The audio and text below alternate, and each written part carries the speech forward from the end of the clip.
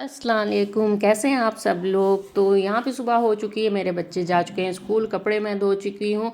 उनको फैलाने जा रही थी तो उसको कपड़े सुखाने के लिए मुझे छत पे डालने पड़ते हैं क्योंकि बालकनी में इतनी जगह नहीं है मेरे यहाँ कि मैं यहाँ पे डाल सकूँ। लेकिन यहाँ पे कुछ बादल थे तो मुझे डाउट हो रहा था कि कहीं बारिश ना हो जाए, क्योंकि यहाँ अक्सर ऐसा होता है ना कि बहुत दिन तक ऐसे जो है नई मौसम रहता है कि बहुत दिन तक जो है गर्मी ही गर्मी रहे। यहाँ जल्दी जल्दी बारिश होती रहती है, लेकिन इस बार पहली बार ऐसा हुआ है जब से मैं यहाँ पे हूँ कि पिछले 1.5-2 महीने से बारिश नहीं हुई है। अदरवाइज़ यहाँ पे बहुत बहुत जल्दी जल्दी बारिश होती थी। तो यही मैं देख रही थी कि काफ़ी बादल थे, लेकिन अब कपड़े फैला लिए थे तो सुखाने के लिए तो छत पे आना ही था। तो यहाँ किसी तरीके से मैं छत पे चढ़ा के लाई हूँ कपड़ों को, कपड़े फैला भी दिए हैं, लेकिन अभी भी मुझे डाउट है कि कहीं बारिश ना हो जाए। लेकिन बादल कुछ कुछ हटने लगे थे और काफ़ी हवा चल रही थी बहुत तेज़, ये आप देख सकते हैं। तो अब दूसरी बार मुझे फिर से ज़ीने से चढ़ना उतरना पड़ेगा क्योंकि यहाँ पे मेरा एक पार्सल आ गया था जो कि जो है ये भैया लेके आ रहे थे, ये अन्ना लेके आ रहे थे। तो इन्होंने मुझे पार्सल दिया जिसमें एक बहुत बड़ा सा बॉक्स था, ये देखिए, और एक छोटा सा पैकेट था। अब इसको छत पे मतलब फर्स्ट फ्लोर पे ले जाना था मुझे।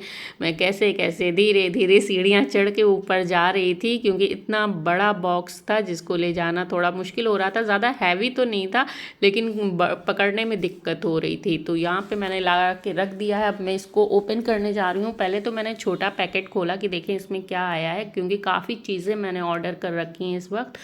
तो ये थे बलून। अब आप सोच रहे होंगे ये तो बलून भी ऑनलाइन मंगवा रही हैं, तो यहाँ पे नहीं मिलते हैं यहाँ पे ऐसे बलून अच्छे, मतलब नॉर्मल जो होते हैं, जो शायद हम लोग 90s में यूज़ करते थे, उस टाइप के बलून मिल रहे थे यहाँ लोकल शॉप पे।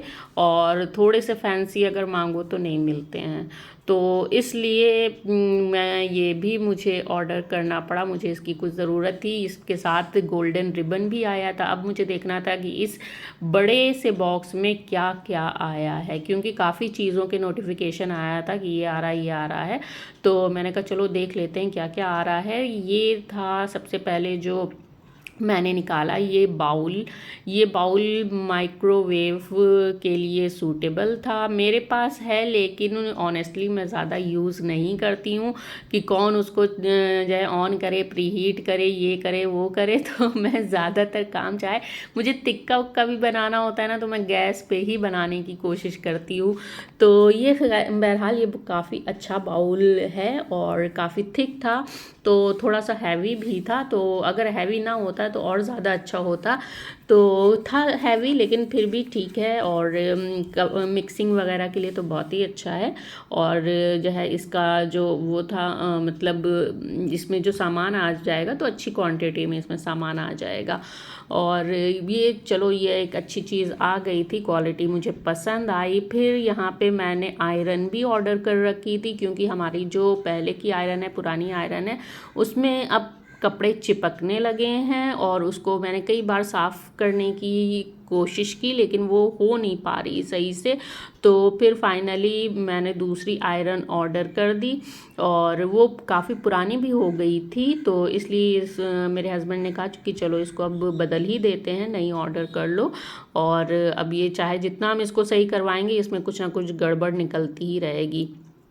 तो यहाँ पे ये मैंने ऑर्डर की थी। ये आयरन थी ड्राई वाली, इसमें वाटर वाला जो है ऑप्शन नहीं था, क्योंकि मैं इतने साल से वो वाली स्प्रे वाली आयरन यूज़ कर रही थी। तो मैंने उसका स्प्रे आज तक कभी यूज़ ही नहीं किया। तो मैंने सोचा कि फालतू में क्यों स्प्रे वाली बॉटल वो आयरन लेना, जब मुझे ऐसे ही यूज़ करना है, ड्राई ही यूज़ करना है, तो फिर उसमें पैसे फालतू में इन्वेस्ट करने से क्या फ़ायदा।